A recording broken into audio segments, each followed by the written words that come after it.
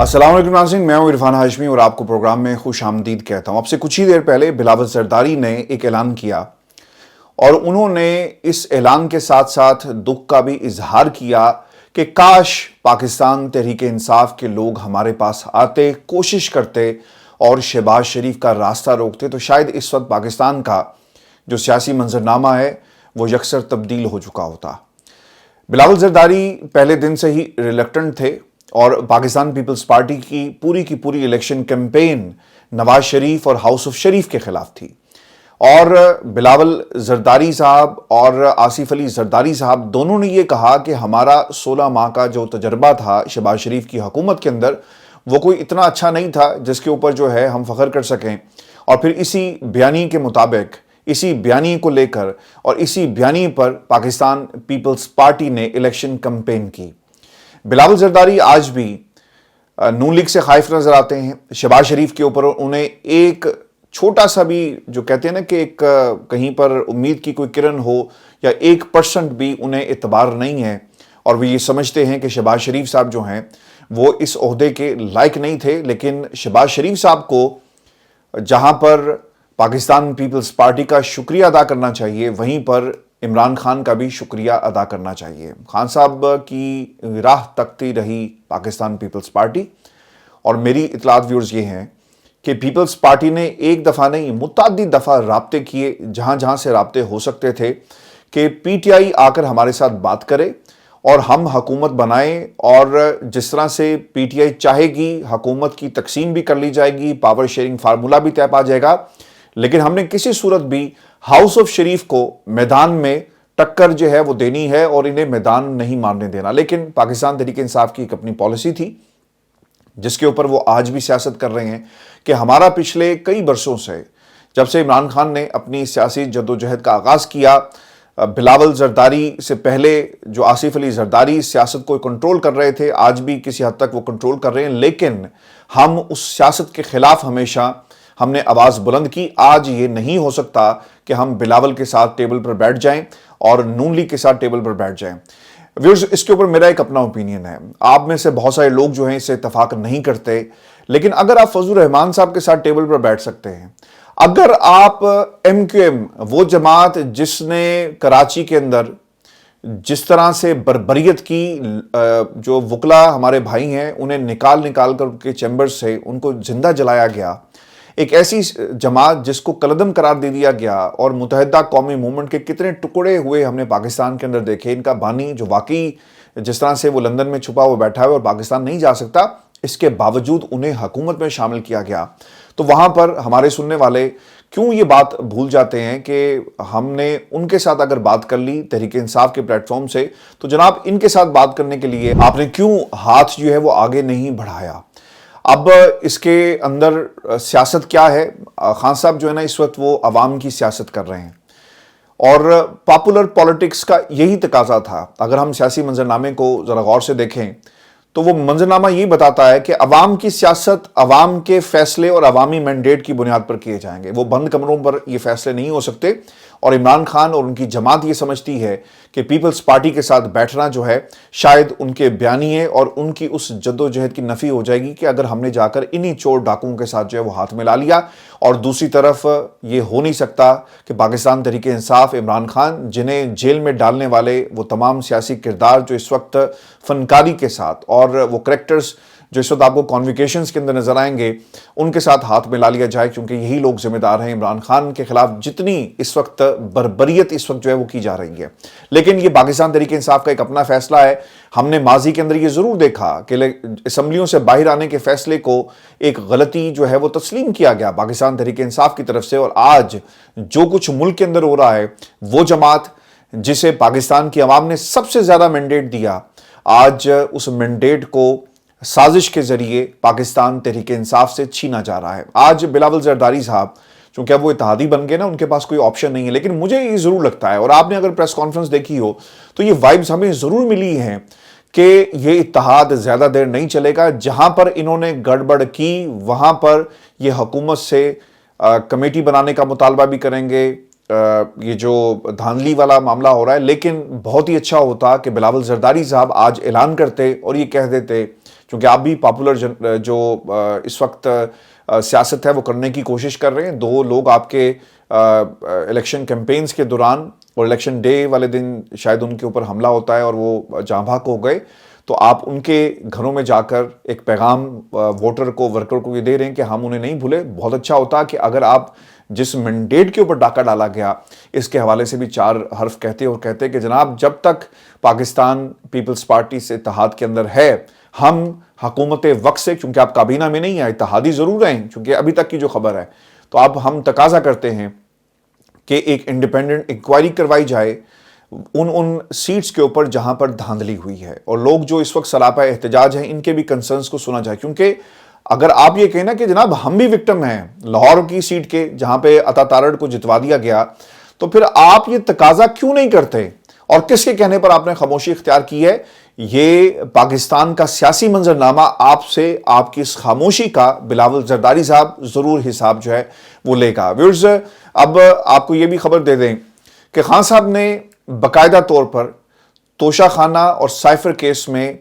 رجوع کر لیا ہے. اسپیشل بینچ تشکیل دے دیا گیا ہے اسلام آباد ہائی کورٹ کا, اور پیر سے باقاعدہ عمران خان کی ان درخواستوں کے اوپر سماعت جو ہے وہ ہونے جا رہی ہے. جسٹس عامر فاروق صاحب جو کسی بھی تعارف کے محتاج نہیں ہیں, جنہوں نے ماضی میں بہت سارے ایسے فیصلے دیے جو فیصلے تو دے دیے گئے لیکن فیصلے سنائی نہیں گئے, انہیں محفوظ کیا گیا, اور پھر جب حالات بدلے اور ان فیصلوں کا اطلاق سیاسی طور پر یعنی کسی کو فائدہ دوسری طرف سے خان صاحب کے مخالفین کو پہنچ رہا تھا, تو ان کی ٹائمنگ کو پاکستان کی عوام نے بغور دیکھا اور کس طرح فائدہ جو ہے پہنچایا گیا. جسٹس عامر فاروق صاحب کی سربراہی میں جسٹس میاں گل حسن اورنگزیب پر مشتمل خصوصی بینچ جو ہے وہ سماعت کرنے جا رہا ہے. آپ کو ویورز بتا دیں کہ سائفر کیس کی جو اپیل میں جو گراؤنڈز ہیں پاکستان تحریک انصاف کی طرف سے وہ کیا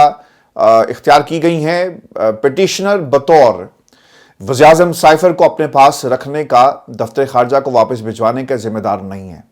یہ کلیریکل جاب تھی اور پرنسپل سیکرٹری صاحب جو ہیں یہ ان کی ذمہ داری تھی. کسی بھی سائفر کی حفاظت اور اسے دفتر خارجہ واپس کرنے کی ذمہ داری وزیراعظم کے پرنسپل سیکرٹری کی ہوتی ہے. اگر کوئی جرم بنتا ہے تو اس کا ذمہ دار پرنسپل سیکرٹری کو ٹھہرایا جائے. اگر آپ اس فیصلے کو پڑھیں نا تو پرنسپل سیکرٹری اعظم خان کے بیان کو باقاعدہ طور پر بنیاد بنا کر فیصلہ سنایا گیا, لیکن دوسری طرف خان صاحب نے پرنسپل سیکرٹری کو تھپکی دی, اور اس کا بیان اگر عمران خان کے حق میں تھا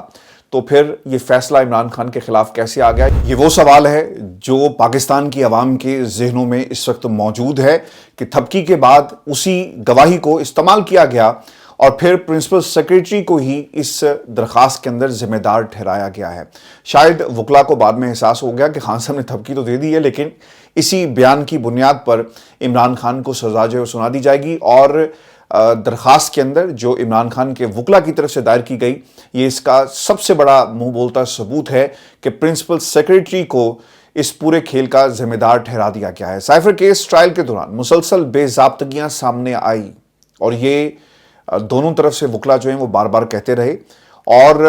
جو نون لیگ کے وکلا ہیں انہوں نے بھی اس کا باقاعدہ طور پر اظہار کیا ٹیلی ویژن پروگرامز کے اندر, اور پرائیویٹلی بھی آف دا ریکارڈ بھی وہ گفتگو کرتے نظر آئے کہ جو ڈیو پروسیس تھا اسے فالو نہیں کیا جا رہا, اور کل کو باقاعدہ طور پر اس کا ایک اثر جو ہے وہ پڑے گا ان فیصلوں کے اوپر. ٹرائل کورٹ نے کیس کا مکمل ریکارڈ فراہم کیے بغیر فرد جرم عائد کی. انتہائی اہم نقطہ ہے کہ جب تک ریکارڈ کسی ملزم کو مہیا نہیں کیا جاتا جس بنیاد کے اوپر اس کے اوپر فرد جرم عائد ہونے جا رہی ہے کہ جناب آپ کے خلاف یہ الزامات ہیں, ریکارڈ کے اوپر یہ چیزیں موجود ہیں, کیا آپ اس کی صحت سے انکار کرتے ہیں؟ اور جب فرد جرم عائد کی جا رہی ہوتی ہے تو اس وقت یہ سوال بھی اٹھایا گیا کہ جناب آپ نے ہمارا بیان تو لیا ہی نہیں, اور پھر آپ نے کیا کیا, آپ نے ہمارے خلاف فیصلہ سنا دیا. ٹرائل کورٹ کے سامنے یہ نقطہ اٹھایا گیا مگر اسے نظر انداز جو ہے وہ کر دیا گیا. اسلام آباد ہائی کورٹ نے 2 مرتبہ سائفر کارروائی کو کالعدم قرار دیا. ویورز, جس ملک کے اندر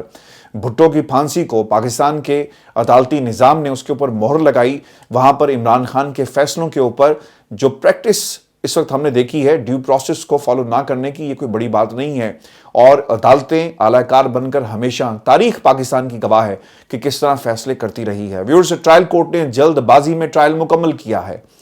اگر آپ غور کریں نا, یہ جتنے بھی گراؤنڈز اس وقت پاکستان تحریک انصاف کے وکلا کی طرف سے رکھی جا رہی ہیں یہ ساری پروسیجرل ہیں. ماضی میں ایک فیصلہ آ چکا ہے نا جب آپ نے 2 دفعہ کالعدم قرار دیا سائفر کے معاملے کو تو پھر کہا گیا کہ ٹھیک ہے جناب دوبارہ سے شروع کیا جائے. جہاں سے معاملہ خراب ہوا اور جہاں پر ڈسکرپنسیز irregularities پائی جاتی ہیں اس کے اوپر ہم دوبارہ سے کارروائی جو ہے وہ کر دیتے ہیں. اب دیکھنا یہ ہوگا کہ اس بنیاد پر عدالت جو ہے وہ کیا فیصلہ سناتی ہے. عمران خان کو اپنی مرضی کا وکیل کرنے کی بھی اجازت جو ہے وہ نہیں دی گئی. میں اشتر صاحب سے بات کر رہا تھا تو انہوں نے کہا کہ یہ ان کا حق تھا اور یہ حق جو ہے انہیں ملنا چاہیے تھا. اور پھر ایک انتہائی اہم نقطہ میں آپ کی آپ کو یہ کیس سمجھانے کے لیے میں نقطہ آپ کے سامنے رکھ رہا ہوں اور یہ کون کہہ رہا ہے؟ اشتر اوصاف صاحب پاکستان کے اٹارنی جنرل بھی رہ چکے ہیں. پاکستان مسلم لیگ نون سے ان کا بہت گہرا تعلق ہے اور وہ ڈیسیژن میکرز میں سے ہیں پاکستان مسلم لیگ نون کے. وہ یہ بات کر رہے تھے, یہ کوئی اور نہیں کہہ رہا, وہ یہ کہہ رہے تھے کہ جناب جو سزا وربلی سنائی جاتی ہے نا اس کی کوئی قانونی حیثیت نہیں ہے اور ایپلیٹ ٹرائبونلز کے اندر بھی کی حد تک تو یہ ہو سکتا ہے, لیکن جہاں پر ٹرائل کورٹ ہو وہاں پر سزا کو لکھ کر سنایا جاتا ہے. یہ نہیں ہوتا کہ آپ نے سزا سنائی اور آپ بھاگ گئے. ہم نے سزاؤں کے اندر یہی دیکھا نا کہ جج کیسے بھاگے. پھر ٹرائل کورٹ کے اس عمل سے عمران خان کا فیئر ٹرائل کا حق جو ہے متاثر ہوا, یعنی آرٹیکل 10 اور بنیادی حقوق کی خلاف ورزی جو ہے وہ کی گئی ہے. کیس کی پیروی کے لیے ناتجربہ کار سرکاری وکلا صفائی کا تقرر کیا گیا جنہوں نے بغیر تیاری اور پٹیشنر کی ہدایت کے بغیر گواہوں پر جرح مکمل کی. آپ کو یاد ہوگا علیمہ خان نے باقاعدہ طور پر رابطہ کیا تو انہیں بتایا گیا کہ جناب ہم تو ایسے ہی آئے ہیں اور آپ کا اس کیس سے کوئی تعلق نہیں ہے, ہم دیکھ لیں گے. اور پھر جو رابطہ تھا وہ منقطع کر دیا جاتا ہے اور اسے رپورٹ بھی کیا گیا میڈیا میں. جو گفتگو ہوئی علیمہ خان کی اور انہوں نے کہا کہ ہمیں ہمارا جو وکیل ایک تحفے میں دیا گیا ہے وہ ہماری بات جو ہے وہ نہیں سن رہا. عدالتی فیصلہ انصاف کا قتل ہے اور عمران خان کو سنائی گئی سزا غیر ضروری ہے. اس کیس میں میڈیا کو بھی رسائی نہیں دی گئی, بعد میں کچھ عرصے کے لیے رسائی کی گئی اور اپنی مرضی کے لوگ بلائے گئے. استدعا کی گئی ہے. ویورز بہت ہی اہم نقطہ ہے جس بنیاد کے اوپر یہ عدالت سے استدعا کی جا رہی ہے کہ ٹرائل کورٹ کی جانب سے سنائی گئی سزا کو کالعدم قرار دے کر بری کیا جائے. اپیل پر فیصلے تک سزا کو معطل کر کے ضمانت پر رہائی کے احکامات جو ہیں وہ جاری کیے جائیں, چونکہ اب معاملہ اس کے اندر یہ ہے کہ نوٹسز ہوں گے. نوٹسز کے بعد جو ہے وہ سوالات جو اٹھائے گئے ہیں اس سے پہلے پاکستان تحریک انصاف سلمان صفدر صاحب جو ہیں وہ عدالت سے استدعا کر رہے ہیں. اور اب دیکھنا یہ ہوگا کہ جب تک میرٹ کے اوپر یہ فیصلہ نہیں ہوتا اس اپیل کا, یہ جو انٹرم ریلیف کی بات کی گئی ہے کہ جب تک فائنلٹی کی طرف یعنی میرٹ پر فیصلہ آپ نہیں کر لیتے, کم از کم یہ جو ڈیو پروسیس تھا جسے فالو نہیں کیا گیا, اس بنیاد کے اوپر اگر آپ کسی کو جیل میں رکھتے ہیں تو یہ انصاف اور قانون کے عین منافی ہوگا. ویورز اسی طرح توشہ خانہ کیس کے اندر جو گراؤنڈز جو ہیں وہ رکھی گئی ہیں وہ بھی میں آپ کو بتا دیتا ہوں کہ توشہ خانہ نیب ریفرنس کے ذریعے عمران خان کو رجیم چینج کے بعد سیاسی مخالفین میں نشانہ بنایا گیا اور اس لیے ان کے خلاف یہ فیصلہ جو ہے وہ کیا گیا ہے. اس میں یہ بھی کہا گیا کہ عمران خان کے وکلا کو اس کیس میں بھی جرح کا حق نہیں دیا گیا جو کہ بنیادی حقوق کی باقاعدہ خلاف ورزی ہے. دنیا کی کوئی بھی عدالت اس طرح جرح کا حق نہیں چھین سکتی, چاہے جرم کتنا ہی بڑا کیوں نہ ہو. یہ گوانتانامو بے نہیں ہے, وہاں پر بھی کسی قسم کے حقوق ہوں گے لوگوں کے, قیدیوں کے, لیکن یہاں پر ان حقوق سے عمران خان کو باقاعدہ طور پر جو ہے محروم رکھا گیا. عمران خان سے حق دفاع چھیننے کے بعد عمران خان کو اپنے حق میں کوئی گواہ پیش کرنے کی اجازت جو ہے وہ نہیں دی گئی. اس کیس میں عمران خان کے وکلا کے لیے اپنے گواہ پیش کرنے کا کہا گیا لیکن انہیں نہیں بلایا گیا. عمران خان کے ملٹری سیکریٹری کے قانون کے مطابق تمام تحائف توشہ خانہ میں جمع کرائے اور جو عمران خان نے تحائف لیے وہ بھی قانون کے مطابق رقم جو ہے وہ جمع کروائی گئی. اس پر بھی باقاعدہ طور پر یہ نقطہ جو اٹھایا گیا. اس کیس میں بھی جلد بازی اور غیر شفاف طریقے سے عمران خان کو سزا جو ہے وہ سنائی گئی ہے. عمران خان نے درخواست میں سوال کھڑے کیے کہ وزارت خارجہ میں کام کرنے والے افسران جنہوں نے قیمت لگائی اگر ان پر کوئی پریشر تھا تو پہلے کیوں نہیں بولے, رجیم چینج کے بعد بھی کیوں یہ کیس بنایا گیا. نیب نے جس سیلز مین سے قیمت لگوائی اس کو تو تحائف کی قیمت لگوانے کا تجربہ ہی نہیں اور وہ کیسے فون پر تصاویر دیکھ کر دبئی میں بیٹھ کر قیمت لگا سکتا ہے. ویورز یاد رکھنا ہے کہ توشہ خانہ کے اندر سائفر کیس کے اندر یہ تمام نکات بہت ہی اہم ہیں. اب 2 رکنی بینچ اس پر کیا فیصلہ کرتا ہے. میں آپ کو یہ بھی بتا دوں کہ توشہ خانہ فوجداری کیس جس میں جج ہمایوں دلاور نے عمران خان کو سزا دی تھی, اس میں اسلام آباد ہائی کورٹ نے چند دن میں فیصلہ دیا. اور کیس کو اڑا دیا. یہ بھی اس طرح کا ہی کیس ہے جو آنے والے چند سماعتوں میں ختم ہو جائے گا. لیکن ویورز دیکھنا یہ ہے کہ کیا پاکستان کے اندر عمران خان کی اس استدعا کو قبول کرتے ہوئے کیا انہیں ریلیف ملے گا. چونکہ دوسری طرف پارلیمنٹ کے اندر عمران خان کی جماعت جسے عوام نے مینڈیٹ دیا، اس مینڈیٹ کو ایک اقلیتی مینڈیٹ میں جو ہے تبدیل کیا جا رہا ہے، اور وہ جماعت جسے پاکستان کی عوام نے یکسر رد کر دیا، اب اس کے مینڈیٹ کو جو ہے وہ بڑھایا جا رہا ہے. میں آپ کو یہ بھی خبر دے دوں کیونکہ فیصل جوید صاحب نے جو ہے ان کی انٹریکشن ہوئی، اور وہ کیا کہتے ہیں، انہوں نے نا ایک اعلان کیا ہے، اور ان کے اس اعلان کے مطابق عمران خان اور ان کی اہلیہ جلد رہا ہوں گے. اور اعلان یہ ہے جی کہ عمران خان میاں والی سے الیکشن لڑ کر وزیر اعظم کا حلف اٹھائیں گے. چونکہ معاملہ اس کے اندر نا سادہ نہیں ہے، اور پاکستان تحریک انصاف کی اس جماعت کے ساتھ اب تک کا جو ریاست کا برتاؤ ہے وہ ایک ستیلی ماں کے جیسا ہے. ویورز ہو ہی رہا ہے، چونکہ انہوں نے تو اعلان کر دیا، لیکن گراؤنڈ کے اوپر چیزیں کیا موجود ہیں. پہلی چیز یہ ہے کہ جو مینڈیٹ چوری کیا گیا ان کا الیکشن ٹرائبونل سے جلد فیصلہ آ جائے، پھر ہی ممکن ہوگا نا.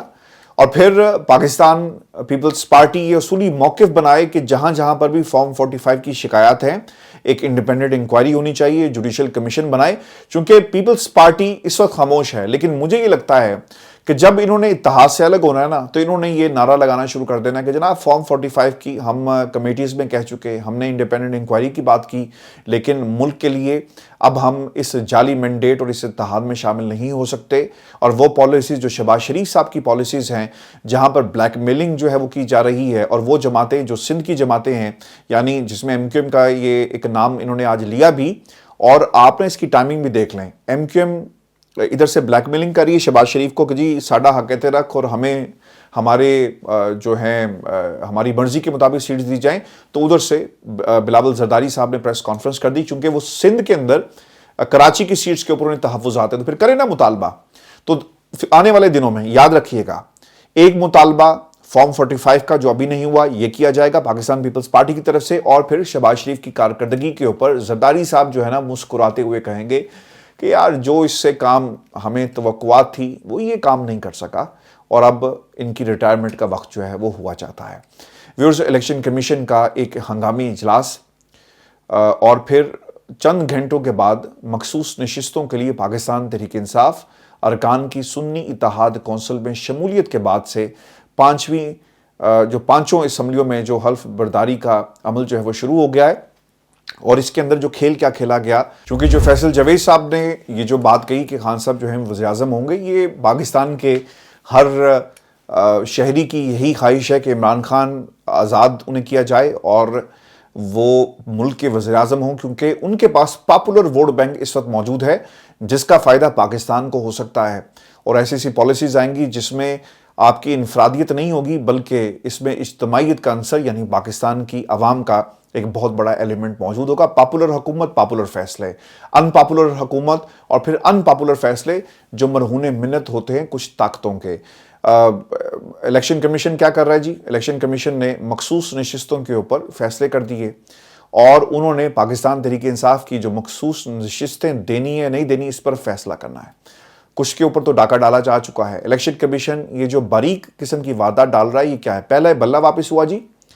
پھر اپنی مرضی کے انتخابی نشانات دیے گئے، پاکستان تحریک انصاف کو لیول پلینگ فیلڈ نہیں دی گئی، اسلام آباد کے آرؤز الیکشن کمیشن تبدیل نہ کرا سکا، جس کا نتیجہ ہم نے دیکھا کہ کس طرح پاکستان تحریک انصاف کے مطابق 70 ہزار کی لیڈ سے جیتنے والوں کو ہرایا گیا، اور اب مخصوص نشستوں پر سیاست جو ہے وہ جاری ہے. اور اب کیا ہوگا؟ الیکشن کمیشن کے ذرائع یہ بتاتے ہیں کہ کمیشن نے قانونی ونگ سے درخواست کی ہے کہ وہ پروسیسنگ شروع کرے، اور اس مقصد کے لیے کمیشن کو تاحال یہ فیصلہ کرنا ہے کہ آیا وہ اسمبلیوں میں مخصوص نشستوں کے حوالے سے سنی اتحاد کونسل کو اسمبلی کی نشستیں دیں گے یا نہیں دیں گے. کیونکہ فیصلوں پہ مہر لگ گئی نا. الیکشن ٹرائبونلز نے کیا کیا ابھی تک؟ کچھ نہیں کیا، اور تحریک انصاف کی سیٹیں جیت کر نون لیگ کے کھاتے میں ڈالی جا رہی ہیں، اور انہیں ایک بڑی جماعت بنا دیا گیا ہے. الیکشن کمیشن میں 26 فروری کو ایک اہم اجلاس بلایا گیا ہے جس میں قانونی ونگ کے نتائج کی روشنی میں معاملات کا فیصلہ کیا جائے گا. اور الیکشن کمیشن شروع سے ہی تاخیر کرتا آیا ہے، اور اس بار بھی تاخیری حربے آزمائے جائیں گے. اور اب یہ کرنے کیا جا رہے ہیں کہ گزشتہ الیکشن میں جب बाप पार्टी का क्याम हुआ तो उन्होंने इलेक्शन के बाद फौरी तौर पर मखसूस नशिस्तें अलॉट कर दी, लेकिन सुन्नी इत्तेहाद कौंसिल को ताहाल नशिस्तें जो है वो नहीं दी गई।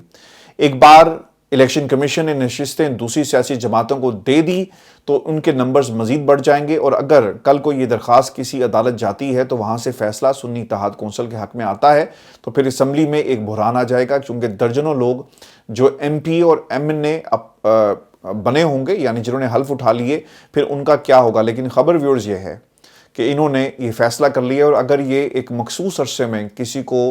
मखसूस नशिस्तें जो हैं वो नहीं दी जाती तो फिर ऑटोमेटिकली ये दूसरी जमातों में तकसीम जो है वो कर दी जाएंगी। तो ये एक बहुत बड़ा मसला इस वक्त पाकिस्तान तहरीक इंसाफ के लिए। तो फैसल जावेद जो हैं जो बात कर रहे हैं वो ग्राउंड के ऊपर ऐसा हमें कुछ होता हुआ नज़र नहीं आ रहा, चूँकि केसेस खान साहब की सज़ाओं का मुअत्तल होना और फिर इसके साथ साथ जो नंबर्स जिनको अक़लियती जमात में कन्वर्ट कर दिया गया, पाकिस्तान की जो अदालतें हैं अगर हम उनसे तवक्कुआत ये वाबस्ता करके बैठ जाएं तो मुझे नहीं लगता कि हमें इन अदालतों के ऊपर अब भरोसा जो है पाकिस्तान की आवाम को करना चाहिए। और व्यूअर्स आपको ये भी खबर दे दें कि आज काफ़ी दिनों के बाद बाऊजी ने एक पब्लिक अपीयरेंस दी और उन्होंने कॉन्वोकेशन से खिताब किया, और उन्होंने आज भी लिखी लिखाई तकरीर जो है वो नौजवानों के सामने की, पेपर रीडिंग करते हुए हमें वो आज एक बार फिर जो है वो पाकिस्तान के टेलीविज़न चैनल्स के ऊपर नज़र आए। नवाज शरीफ साहब ने पाकिस्तान के आज़ाद मीडिया का सामना नहीं किया, और ना ही उन्होंने मनपसंद किसी सहाफ़ी को बुलाकर उसके सामने मनपसंद सवालात का पलंदा रख के उनके जवाबात दिए। नवाज शरीफ साहब ने आज ना ही पाकिस्तान से बाहर इंडिपेंडेंट मीडिया का सामना किया, बल्कि उन्होंने एक लिखी लिखाई तकरीर नौजवानों के सामने की, और उन्होंने अपनी तकरीर के अंदर नीचे देखते हुए सर झुकाकर क्या कहा। वो ये कहते हैं कि मैं चाहता हूं जी कि मेरी तकरीर से एक सोच और फिक्र लेकर आप लोग यहां से जाएं। वो शख्स कभी कामयाब नहीं हो पाता जिसमें कामयाबी से ज़्यादा नाकामी का खौफ हो। अच्छा, मैं अगर चाहूं भी ना व्यूअर्स कि मैं इस पर बात ना करूं तो मुझसे रहा ही नहीं जा रहा है, क्योंकि जब मैंने उस शख्स की तकरीर को देखा जो मुल्क के नौजवानों से मुखातिब है, और वो नौजवान जो पाकिस्तान के सियासतदानों की हकीकत जानता है, जो नाकामी और कामयाबी के फ़र्क को भी खूब जानता है कि नाकामी के लिए आपको हाथ मिलाना पड़ता है और आप अपनी नाकामी को किस तरह जीत में कन्वर्ट कर दें, तो उसकी एक ज़िंदा मिसाल उन नौजवानों के सामने स्टेज पर तकरीर करती हुई उनके सामने मौजूद थी। अगर नाकामी के खौफ और जीत का, जिस तरह से उन्होंने जिक्र किया कि जीत आपको तब मिलेगी जब आप नाकामी के खौफ को पीछे डाल दें, तो उनके सामने इमरान खान की एग्जाम्पल मौजूद है। अगर उसे खौफ होता और अगर वो चाहता तो पाकिस्तान में इक़्तिदार में आने के लिए वो डील कर सकता था, लेकिन उसे डील नहीं की। ये एग्जाम्पल भी उन नौजवानों के सामने है जिनको आप एक लिखी लिखाई तकरीर पढ़कर सुना रहे थे, जो अल्फाज किसी और के थे। हमने माजी में बाऊजी को बहुत सारे नाम दिए, लेकिन खुदा के लिए वो काम मत करें जो एबिलिटीज़ और क्वालिटीज़ आपके अंदर नहीं है। आज जिस दौर में आप खड़े हैं और जिन नौजवानों के सामने आप खड़े थे ना, उनकी मजबूरी थी कि नवाज शरीफ साहब की बेटी, अगला वज़ीर आज़म, वज़ीर आला, और नवाज शरीफ साहब खुद जिस इंस्टीट्यूट में बच्चे पढ़ रहे हैं, वो आपके बारे में क्या ख्याल करते हैं। कभी इंडिपेंडेंट सर्वे करवाएं वहाँ पर, उस कॉलेज के अंदर, उस ट्रस्ट जहाँ पे आप खिताब कर रहे थे, तो आपको पता चल जाएगा कि आपके अपने ट्रस्ट के और अपने उस कॉलेज के जो बच्चे हैं वो इस बारे में क्या कहते हैं। अच्छा, फिर इसमें इंटरेस्टिंग बात ये भी है कि मरीम नवाज़ का जब हल्फ बर्दारी की तकरीब होगी तो देखना ये होगा, बीइंग वज़ीर आला पंजाब, जब इसकी नॉमिनेशन होती है, क्योंकि अभी स्पीकर और डिप्टी स्पीकर जो है वो चल रहा है मामला, तो क्या नवाज शरीफ साहब आएंगे। और फिर ये भी इम्पॉर्टेंट हमने चीज़ देखी कि जब बिलावल ज़रदारी, आसिफ ज़रदारी और फिर उनके साथ साथ शहबाज शरीफ साहब बैठे हुए थे, तो सब लोग ये जानना चाहते थे कि नवाज शरीफ साहब इस पूरे अमल में क्यों शामिल नहीं हैं। और फिर जवेद लतीफ़ का बोलना, फिर ख्वाजा आसिफ के इतराफ़ जो उन्होंने टेलीविज़न चैनल पर किए कि ये इत्तेहाद ज़्यादा देर नहीं चल पाएगा, तो नवाज शरीफ साहब को क्या अब हम पाकिस्तान की सियासत से माइनस ही समझें। तो व्यूअर्स, वक्त हुआ चाहता है एक और रिटायरमेंट का, और आपने आज के इस वीलॉग को اس گفتگو کو یاد رکھنا ہے۔ یہ پاکستان مسلم لیگ نون کا آخری دور ہے پنجاب کے اندر، چونکہ نوجوان جن کو آپ ناکامی اور جیت کا جو فلسفہ سمجھانے کی کوشش کر رہے ہیں نا، وہ سمجھ چکے ہیں کہ اصل مقدر کا سکندر اور جیت کا سکندر کون ہے، اور ہارنے والے بیربلوں کی جو فوج ہے وہ اس وقت آپ کو تقریر کرتی ہوئی نظر تو آئے گی، لیکن ان کے پلے نہ حکومت پاکستان کی عوام کو دینے کے لیے کچھ ہے اور نہ ہی کوئی پالیسی موجود ہے۔ اب سوال آج ہوا ہے نا عظمیٰ بخاری صاحبہ سے کہ آپ نے اعلان کیا تھا کہ 200 یونٹ ہم آپ کو دے دیں گے، تو پھر آپ کیوں قوم سے جھوٹ بولتے ہیں؟ جب آپ یہ کہیں کہ جناب ہمیں IMF کی شرائط کو دیکھنا ہوگا اور اس کے بعد فیصلہ کریں گے، تو کیا یہ شرائط آج سے ٹھیک 3-4 ماہ پہلے جب یہ اعلانات کیے جا رہے تھے اس وقت آپ کو یہ یاد نہیں تھا؟ اور یہ بھی انتہائی اہم نکتہ ہے کہ 16 ماہ آپ کی حکومت رہی، IMF سے ڈیلز آپ کرتے رہے، اور پھر اس کے بعد ایک جو حکومت آئی جس نے آپ کو سپورٹ کیا، تو اس وقت یہ اعلان آپ کو یاد نہیں تھا کہ IMF کیا کہہ رہا ہے؟ تو ہماری سیاست کے اندر ویورز جھوٹ بولنا جو ہے نا وہ رکھ دیا گیا ہے، اور جھوٹ کے بغیر یہ سیاست نہیں چل سکتی، اسی لیے پاکستان جو ہے وہ پیچھے جا رہا ہے۔ ایک میدان جنگ کی خبر میں آپ کو دے دوں، کراچی بنا رہا، GDA اور سندھ اسمبلی کے باہر احتجاج جو وہ کیا گیا، پولیس اور مظاہرین کے درمیان جھڑپیں ہوئی ہیں، اور انتہائی اہم پریس کانفرنس بلاول زرداری نے جب کی تو یقیناً انہیں چاہیے تھا کہ وہ اعلان ضرور کرتے کہ جو لوگ احتجاج کر رہے ہیں انہیں ان کا حق ہے، ہم بھی احتجاج کریں گے اور ان کے ساتھ جا کر بیٹھیں گے، چونکہ کراچی کی سیٹس کے اوپر ہمارا جو حق ہے